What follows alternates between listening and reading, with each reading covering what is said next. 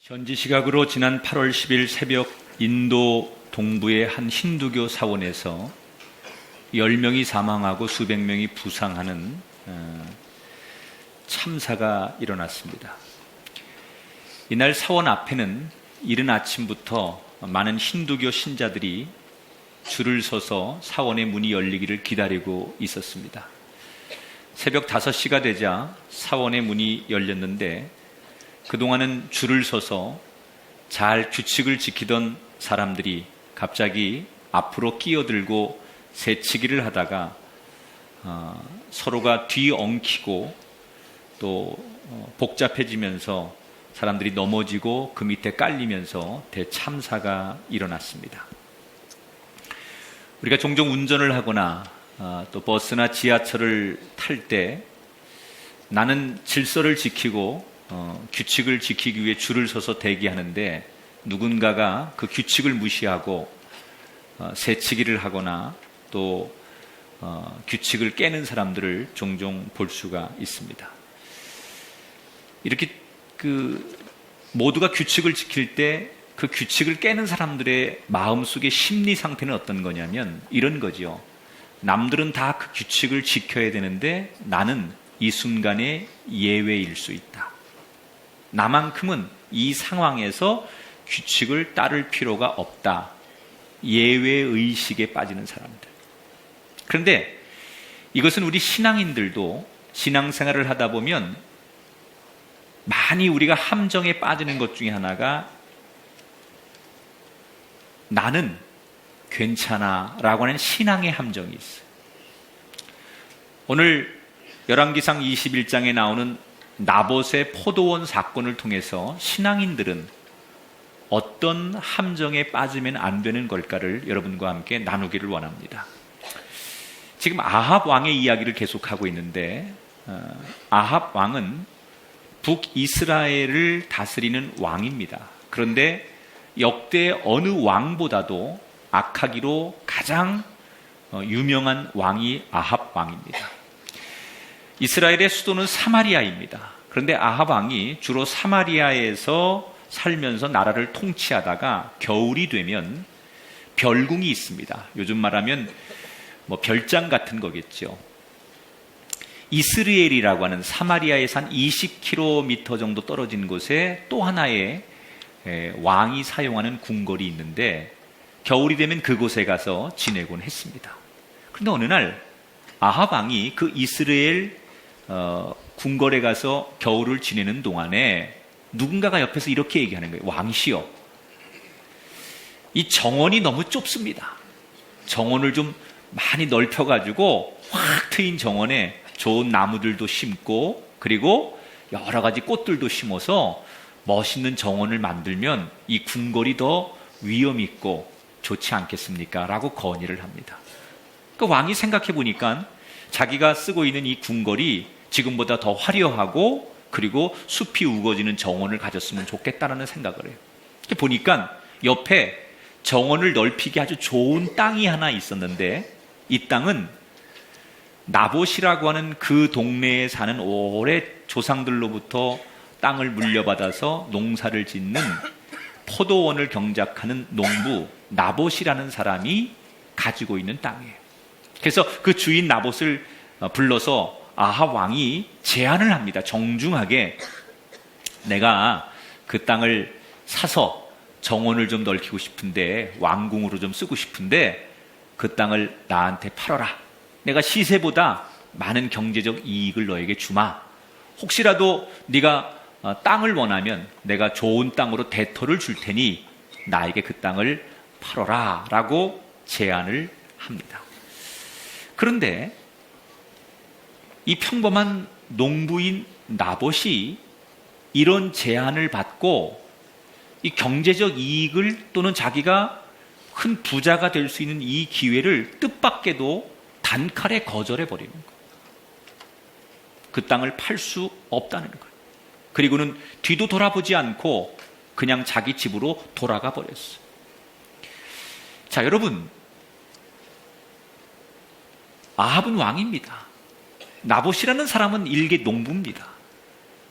왕이 이 땅을 좀 사용하겠다는데, 궁궐로 쓰기 위해서 이 땅을 사용하는데 뺀 것도 아니고 정당한 대가를 지불하겠다는데 나봇이라는 사람이 이걸 단칼에 거절을 했어. 근데 이 아합이라고 하는 사람은요, 비록 왕이긴 하지만 굉장히 성격이 소심한 사람이에요. 이미 우리가 갈멜산에서 바알 선지자들과의 엘리야의 대결의 모습을 통해서, 또 그의 아내 이세벨과의 관계를 통해서 이 아합 왕이라는 사람이 얼마나 남자긴 하지만 소심한 사람인가를 우리가 알 수 있었는데, 일개 농부한테 거절을 당하니까 소심한 이 아합 왕이 마음에 상처를 입었어. 자존심이 상하는 거예요. 그리고는 그냥 소심한 사람 그 성격 그대로 그 땅을 내가 내 땅으로 만들어야 되는데 이러면서 전전긍긍하고 밥도 먹지 않고 사람이 의기소침해 있기를 하는 거예요. 자, 여기서 우리는 지금 두 사람을 만나고 있어요. 이스라엘의 왕 아합, 그리고 평범한 농부 나봇. 이 두 사람이 아주 대조적으로 오늘 성경이 소개를 하고 있어요. 자, 우선 나봇이라고 하는 이 농부는 우리가 볼 때는 상식적이지 않은 사람이에요. 두 가지 면에서 비상식적인 행동을 하는 거죠. 첫째는 자기가 막대한 경제적 이익을 추구할 수 있는 기회가 온 거예요. 부자가 될 수 있는 기회가 왔죠. 농사를 짓다가 어느 날 그 땅이 개발이 돼가지고 엄청난 경제적 이익을 얻을 수 있는 기회를 스스로 걷어차는 거예요. 비상식적이죠, 우리가 볼 때는. 두 번째, 자기에게 이 땅을 팔라고 제안한 사람은 보통 사람이 아니에요. 왕이에요. 잘못하면 왕이 상처를 입고 왕이 모욕감을 느끼면 왕을 모욕한 죄로 큰 벌을 받을 수도 있는 사람이에요. 그러니 상대가 왕인데 그 왕에게 이렇게 단칼에 거절을 하고 돌아가 버렸다라고 하는 것은 대단히 관계상 옳지 않은 비상식적인 행동을 한 거예요. 자, 그러면 나봇이라고 하는 사람은 왜 비상식적인 행동을 한 걸까? 이유가 있어요.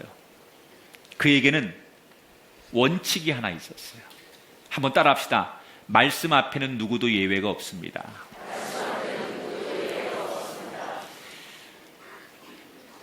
이 나봇이라고 하는 사람은 말씀을 철저히 따르는 사람이에요. 하나님이 말씀하시면 그 말씀이 언제나 우선인 사람이에요. 당시 이스라엘은 이미 레위기에 보면 모세를 통해서 하나님께서 이스라엘 백성들에게 땅을 함부로 사고 팔고 그러면 안 된다라는 규정을 주셨어요. 레위기 25장 23절에 하나님이 농사를 짓는 땅에 대해서 규칙을 정해 주셨어요. 토지를 영구히 팔지 말 것은 토지는 다 내 것임이니라. 원래 이스라엘 백성들이 애굽에 살다가 가나안 땅에 들어왔잖아요. 그리고 이제 가나안을 정복한 다음에 땅을 12지파에게 분배하고 그걸 각 가정에게 분배를 해주는 거예요. 그런데 이 땅은 원래부터 이스라엘 백성들의 땅이 아니죠. 처음부터 하나님의 거예요. 그리고 너희들이 먹고 살기 위해서 농사를 짓기 위해서 땅을 분배해 주는데 그 땅은 원래 하나님의 것이니 너희들 마음대로 내 것인 양 땅을 사고 팔면 안 된다라는 그런 명령을 이미 모세에게 내리셔서 그것이 이스라엘 백성들의 율법에 기록된 거예요. 근데 사실 하나님이 왜 이렇게 말씀하셨느냐? 예나 지금이나 자본주의 사회에서는 돈 많은 부자와 강자가 존재하고 가난하고 약한 사람이 존재해요. 그런데 예를 들어서 부자가, 강자가 돈이 많고 능력이 있어서 자꾸 약자들의 땅을 사거나 또 빼앗으면 약자들이 농사를 짓는 시대에 자기의 삶의 터전인 농사 짓는 땅을 뺏기고 팔아버리면 먹고 살아갈 수 있는 최소한의 행복의 권리를 잃어버리게 되는 거예요. 물론 모든 땅은 하나님의 것이니 라는 말씀도 맞지만 하나님의 의도 속에는 이스라엘 백성들 가운데 가난한 사람도 최소한 행복하게 살 수 있는 권리를 지켜주기 위한 사회적 정의에 대한 하나님의 관심이 이 메시지 속에 들어있는 거예요.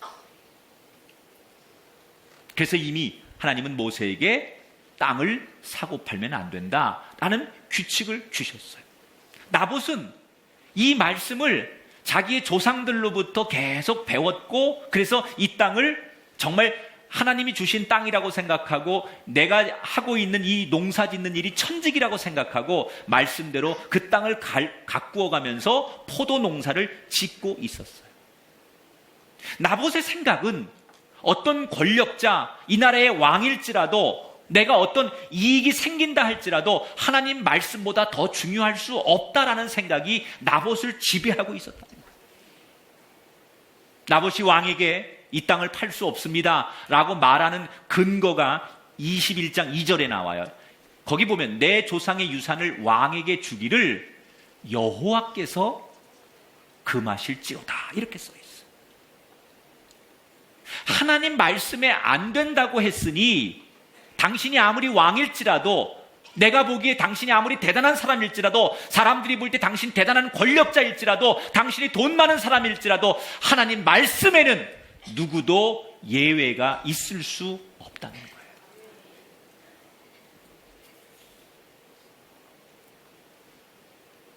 그런데 반면에 이 아합은 어때요? 분명히 하나님께서 이 땅을 사고 팔지 말라고 말씀하셨는데 하나님께서 금지하신 토지 매매를 끊임없이 시도하고 있어요. 왜? 나는 왕이니까. 나는 보통 너희들하고 다른 사람이니까 굳이 나는 너희들처럼 똑같이 하나님 말씀을 지키지 않아도 된다는 예외의식이 아합 왕의 마음을 붙들고 있었다는 거예요. 나는 달라도 돼. 나는 거기에 그렇게 그 규칙을 따르지 않아도 돼. 나는 욕심을 부리고 내가 하고 싶은 일을 해도 돼 라고 하는 자기 특수한 자기만 예외를 할 수 있다라고 하는 그런 마음들을 이 아합이 가지고 있었다는 거예요. 여러분, 말씀은 누구에게나 공평해야 돼요. 아무리 그가 대단한 사람이고 아무리 그가 위대한 사람이고 아무리 그가 세상에서 많은 사람들 앞에 존경을 받을지라도 하나님 앞에는 예외가 없어야 돼요. 저와 여러분 모두가 우리가 어느 곳에 누구를 만나고 어떤 일을 하든 간에 말씀에 예외가 없는 나봇과 같은 삶이 되기를 주의 이름으로 축원합니다. 심지어 하나님의 아들 예수님께서도 말씀이 옳다라는 것은 말씀이 옳았기 때문에 따랐어요. 사탄이 40일 금식 기도를 하고 시험할 때 말씀으로, 옳지 않은 것은 말씀으로 물리치셨어요. 사랑하는 여러분, 여러분은 지금 아합입니까? 나봇입니까? 내가 하나님 말씀을 듣고 하나님 말씀 앞에 내 삶을 이렇게 비추면서 나는 언제나 이 말씀 앞에 예외일 수 있다, 나는 다를 수 있다, 나만큼은 이렇게 안 해도 된다라고 하는 그 말씀을 벗어나는 예외의 함정에 항상 우리가 빠져 있지는 않냐는 거예요. 나도 말씀에 붙들리는 사람이 돼야 돼. 나도 말씀에 지배를 받는 사람이 돼야 돼. 많은 사람들이 관례라는 명목으로, 아니 그렇게 늘 해온 전례라는 명목으로 남들과 비교하면서 저 사람도 저렇게 하니까 나도 그렇게 해도 되겠지라고 하는 비교의식 속에서 그 말씀에서 내가 언제나 예외의 사람이 되려고 노력을 합니다. 우리 인생을 등산에 비유할 때가 많습니다. 어느 통계에 보니까 산악사고 가운데 가장 많은 유형의 사고가 실족하고 산에서 추락하는 사고예요. 또 왜 산에서 실족하고 추락하느냐? 또 가장 많은 그 원인이 분석을 해보니까 두 가지가 있는데, 하나는 등산을 하는 사람들이 음주를 할 경우 실족과 추락 사고가 제일 많아요. 또 하나가 정해놓은 등산로를 이탈했을 때 그때 사고가 많이 나는 것으로 통계가 나요. 여러분, 산을 등산하는 사람들은 아무리 산을 내가 오래 타고 내가 산을 잘 안다 할지라도 등산하는 사람이 음주를 한다는 건 자살하는 거예요. 조금 이리 가면 빠른 길이 있을 수 있어요. 그래서 일리 가면 지름길이 된다고 할지라도 등산로를 이탈한다는 것은 굉장히 위험한 거예요. 이미 정해진 그 길, 하면 안 되는 그 룰을 나는 괜찮아. 나는 오랫동안 산을 탔고 나는 이 산에 대해서 잘 아는 사람이고 몇 번이나 이거를 다녀봤기 때문에 나는 괜찮아. 나만큼은 예외야. 그래서 음주를 하거나 그 등산로를 이탈했을 때 그때 가장 많은 사고가 일어난다는 거예요. 우리 인생도 그렇지 않습니까? 하나님께서 말씀의 길을 우리에게 놓아주셨는데 많은 사람들이 더 빨리 행복해지는 길은 없을까? 나만큼은 이 말씀보다는 내가 생각하는 이렇게 가도 하나님께서 용납하지 않으실까? 이런 그 말씀의 예외에 내 삶이 행복해지기를 원하는 욕심 때문에 우물쭈물하면서 말씀을 벗어날 때가 많다는 거예요. 누구도 말씀 앞에 예외가 될 수 없어요. 어떤 권력자도 어떤 시대 영웅도 말씀의 예외일 수는 없어요. 여러분 모두 나봇처럼 말씀을 붙들고 살아가는 하나님의 말씀을 신뢰하는 인생이 되시기를 주님의 이름으로 축원합니다. 말씀 앞에 우물쭈물하는 것이 아니라 그 말씀이 나를 이끌어 가도록 그 말씀 앞에 이끌려가는 삶, 그 말씀이 내 삶의 중심이 되어서 나의 인생의 목표까지 이끌어가는 삶.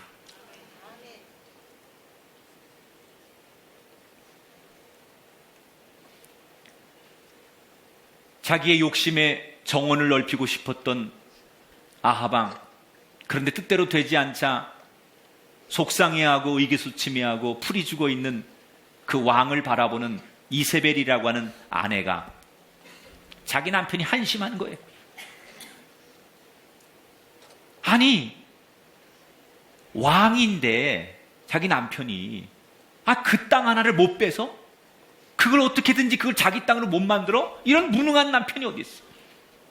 그러니까 이세벨이라고 하는 이 왕비가 자기 남편을 보면서 한심한 거예요. 그 땅 하나를 왕궁의 정원으로 만들기 위해서 구입하지 못하는 그 남편의 리더십을 보고 한심하니까 보다 못해 이세벨이라는 왕비가 나서서 여보, 그래 그 땅 하나를 그거 당신 땅으로 못 만들어가지고 그렇게 끙끙거려?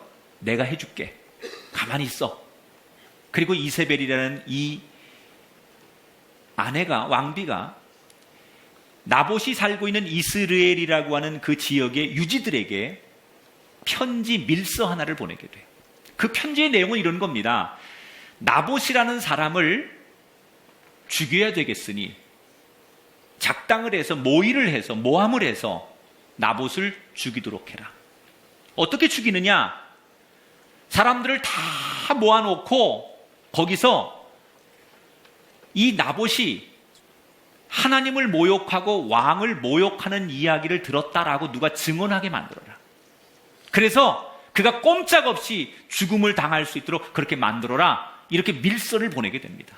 그리고 권력과 이 정치의 힘에 놀아나는 몇몇의 그 귀족들이 그 왕비의 밀서를 받고 착실하게 그 일을 진행하지요. 나봇과 함께 그 이스라엘에 살고 있는 모든 사람들을 광장에 모아놓고 하나님 앞에 우리가 예배하자 이렇게 광고를 해서 사람들을 모아놓은 자리에서 불량배 2명이 동원이 돼서 미리 돈을 받고 사주당한 불량배 2명이 갑자기 그 군중들 앞에 손을 들고 탁 일어나더니 할 말이 있습니다. 여기 하나님을 모욕하고 이 나라의 왕을 모욕한 그런 큰 죄를 범한 사람이 이 자리에 있습니다. 그가 바로 저 나봇이라는 사람입니다. 그러니까 옆에 있던 다른 불량배가 나도 들었습니다. 언제든지요 2명만 말을 마치면 사실이 되는 거예요. 그래서 죄 없는 나봇은 정말로 모함을 받고 억울한 누명을 쓰고 돌에 맞아서 죽습니다. 그리고 그의 아들들도 돌에 맞아 죽음을 당해요. 여러분, 우리의 상식으로 보면 왜 하나님의 공의가 실현되지 않을까? 나봇은 죄 없는 사람이에요. 나봇은 말씀을 지킨 사람이에요. 그런데 나봇은 죽었어요. 그의 아들들까지 무참하게 죽었어요. 그리고는 그 땅을 빼앗은 아합과 이세벨이 그 땅을 자기 땅으로 이제 만들었다고 좋아하고 있을 그때 하나님께서 개입하기 시작해요. 아합은 나봇만 죽이면 그 땅이 자기 땅이 되는 줄 알았어요. 그래서 나봇을 죽였는데 그렇게 모든 사건이 끝날 줄 알았는데 하나님이 끝내지 않으시는 거예요. 엘리야를 통하여 아합에게 하나님께서 끔찍한 예언을 하게 만들었어요. 자, 엘리야가 아합 왕을 찾아갑니다. 그리고 하나님께서 너에게 전하라고 하는 말을 그대로 전한다라고 하면서 아주 끔찍한 예언을 하는데 그게 열왕기상 21장 20절, 21절, 23절에 나와요. 제가 읽어볼게요. 내가 내 자신을 팔아 여호와 보시기에 악을 행하였으므로 여호와의 말씀이 내가 재앙을 내게 내려 너를 쓸어버리되 내게 속한 남자는 다 멸할 것이요 개들이 이스라엘 성을 곁에서 이세벨을 먹을지라. 너와 너의 자식들이 다 끔찍하게 죽음을 당할 것인데 하나님께서 그렇게 만들 것인데 심지어 네가 죽고 너의 아내가 죽으면 개들이 와서 너의 시체에서 흐르는 피를 빨아먹게 할 것이다.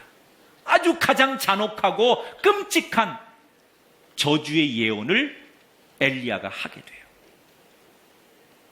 여러분, 엘리야는 이 말 한마디에 벌벌벌 떱니다. 아합은 이 말 한마디에 벌벌벌 떱니다. 엘리야 말에. 왜 그럴까요? 이미 아합 왕이 갈멜산에서 바알 선지자들 450명하고 엘리야 혼자하고 누가 참신인지를 겨루는 장면을 다 목격한 사람이에요.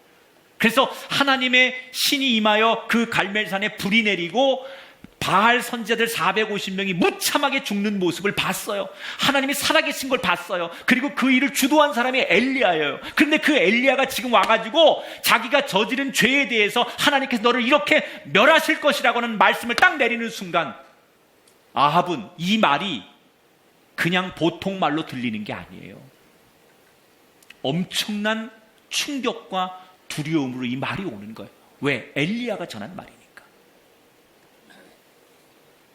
이때 아합이 선택할 수 있는 길은 두 가지예요.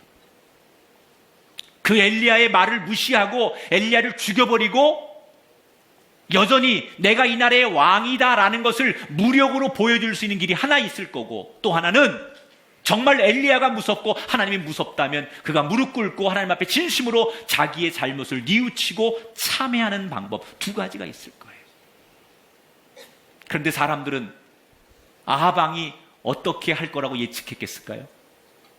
절대로 이 사람은 회개할 사람이 아니에요. 지금까지 아합 왕이 살아온 걸 보면, 지금까지 아합 왕이 걸어온 길을 보면 이 사람은 회개하고 반성하고 자기의 잘못을 뉘우칠 사람이 아니에요. 악한 왕 중에 최고로 악한 왕이고 가장 많은 악을 부추긴 사람이고 잔인한 사람이에요. 그래서 이 사람이 돌이킬 가능성은 전혀 없다고 생각해요. 심지어 엘리야도 이 사람은 벌을 받아 마땅한 사람이라고 생각하고 있었어요. 그런데 놀라운 반전이 일어나요. 아합 왕이 그 엘리야의 하나님이 전한 말씀을 듣고 근심하고 고민하다가 말씀 앞에 무릎을 꿇어요. 그리고 자기의 잘못을 회개하기 시작해요. 21장 27절에 보니까 아합이 이 모든 말씀을 들을 때 그의 옷을 찢고 굵은 배로 몸을 동이고 금식하고 굵은 배에 누우며 또 풀이 죽어 다니느니라.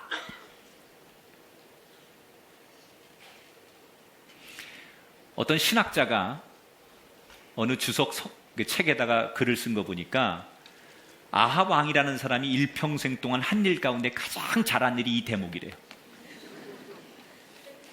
그가 했던 수많은 일들 가운데 딱 하나 잘한 일이 있는데 하나님 말씀에 최초로 반응한 일.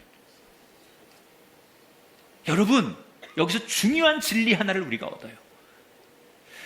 말씀이 우리 앞에 홍수처럼 밀려와도 그 말씀에 반응하는 사람이 그 말씀이 내 것이 되는 거예요. 하나님의 말씀이 수없이 우리에게 들려도 그 말씀 앞에 반응하는 사람, 그 말씀 앞에 응답하는 사람이 그 말씀의 주인공이 되는 거예요. 아합이 난생 처음 하나님의 말씀 앞에 반응을 보여요. 하나님이 얼마나 대단한 분인지, 하나님이 얼마나 한번 말씀하면 그대로 하시는 분인지, 엘리야를 통해서 경험한 이 아합은 하나님 앞에 자기가 빠져나갈 수 없다는 사실을 알고 진심으로 자기의 잘못을 뉘우치고 회개해요. 여러분, 우리의 상식으로는 이미 그가 저지른 죄와 잘못을 알고 있어요. 아무리 그가 하나님 앞에 이제 와서 잘못했다고 해도 그는 용서받을 수 없는 사람이고 징계받아 마땅한 사람이에요. 엘리야도 그는 절대 용서받을 수 없는 사람이라고 생각하고 있었어요. 그런데 하나님은 그런 아합을 진심으로 회개하니까 용서해 주세요. 열왕기상 21장 29절, 아합이 내 앞에서 겸비함을 내가 보느냐? 그가 내 앞에서 겸비함으로 내가 재앙을 저의 시대에 내리지 아니하고 그의 아들의 시대에야 그의 집에 재앙을 내릴 것이다. 자, 여기서 우리는 궁금한 게 하나 있어요.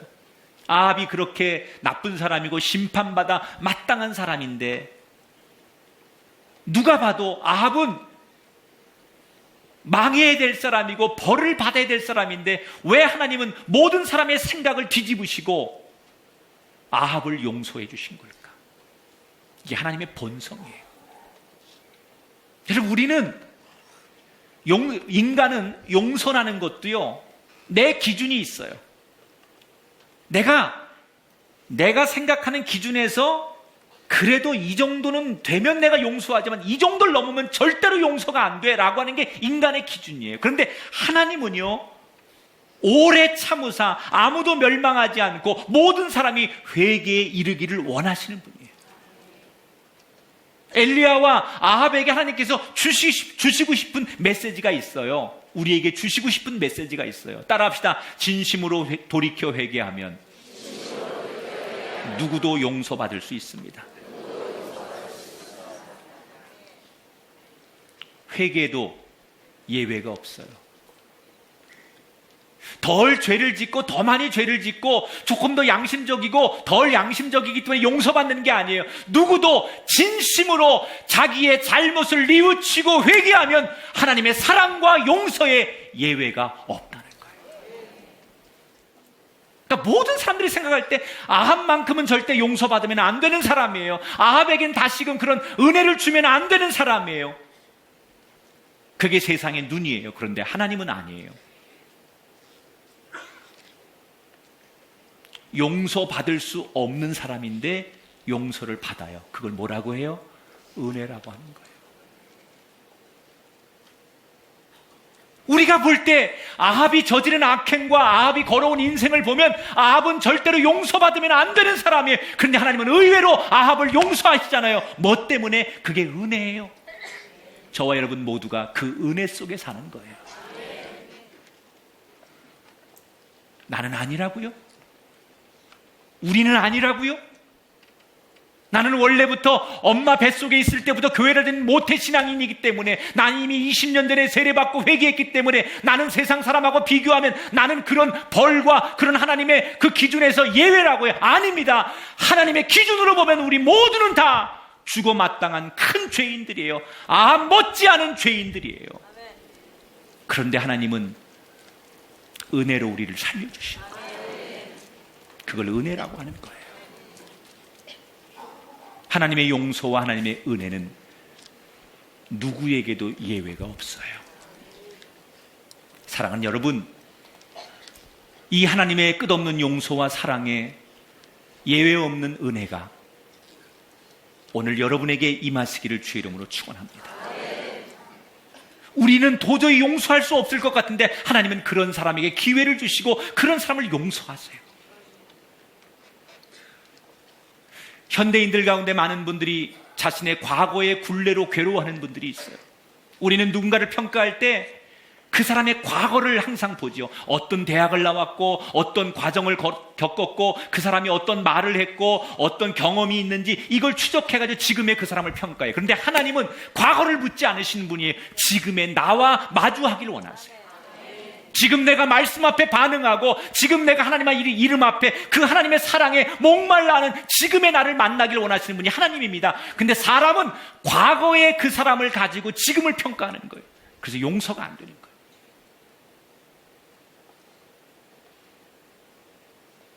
이 땅을 회복하고 이 땅을 치유할 이는 하나님밖에 없어요. 혹시 자기를 용서하지 못하는 분이 계십니까?